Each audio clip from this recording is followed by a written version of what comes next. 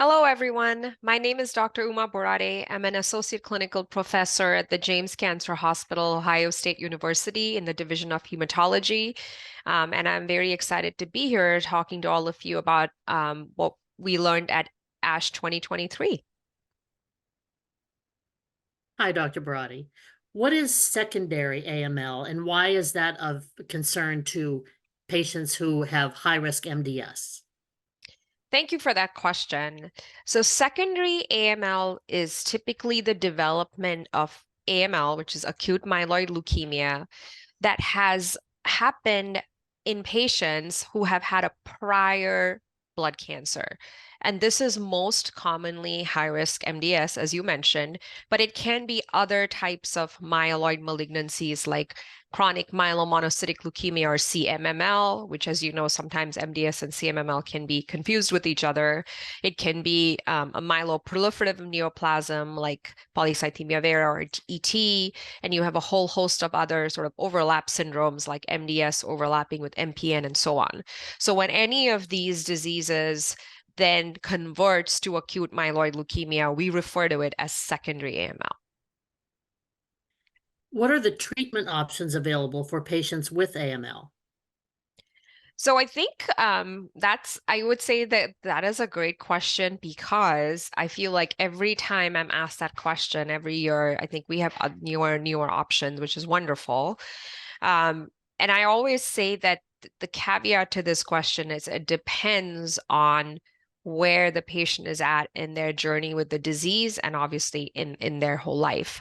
So the reason I bring that up is because when you have a what we call a younger patient with AML, and in our world, we sort of make this arbitrary cutoff between young and old at age 60, which is not always accurate, but that's just how we refer to age. If you have a younger and what we also sometimes refer to a fit patient, meaning these patients don't have a lot of other medical problems, the typical treatment for AML involves what we call induction chemotherapy. And this is typically two drugs we've used for many, many years called 7+3.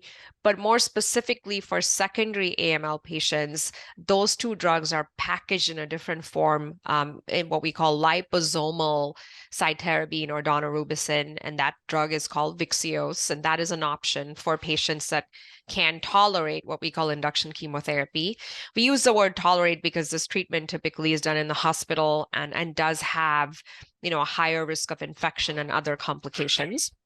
However, if patients are older, and this is not something that's on the table for the reasons I just mentioned, there is a combination treatment with hypomethylating agents like azacitidine or decitabine and a pill called venetoclax, which is a BCL2 inhibitor. And this has been really pioneered in older patients, typically 75 and older, but now we are using it in younger and younger patients because we've learned that this is very effective therapy. Some of the other treatments, like targeted agents, are also an option. So, for example, if patients have IDH mutations, we have IDH inhibitors that are also pills that they can take.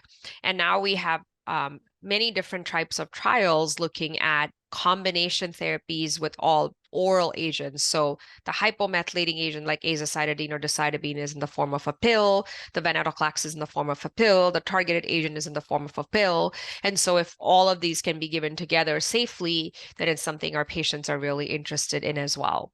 And last but not the least, we had a very exciting ASH where multiple targeted therapies called menin inhibitors were discussed. And these specifically were targeted towards two types of AML mutations. One is a mutation in NPM1, and the other is mutations or rearrangements called KMT2A rearrangements that are types of rearrangements also seen in some high-risk AML patients.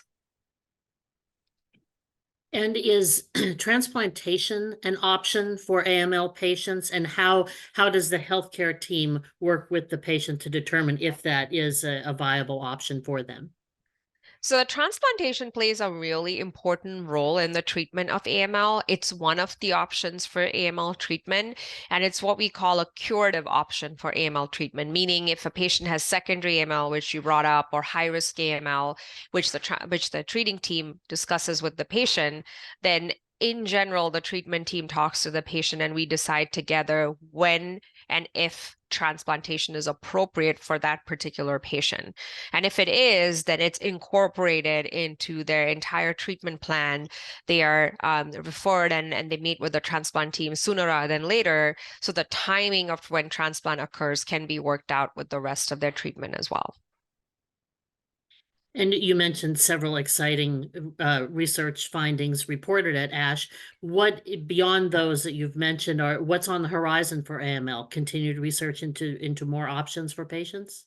Right. I think we're heading towards more and more targeted therapies. I already mentioned the menin inhibitors were a big story this year at ASH.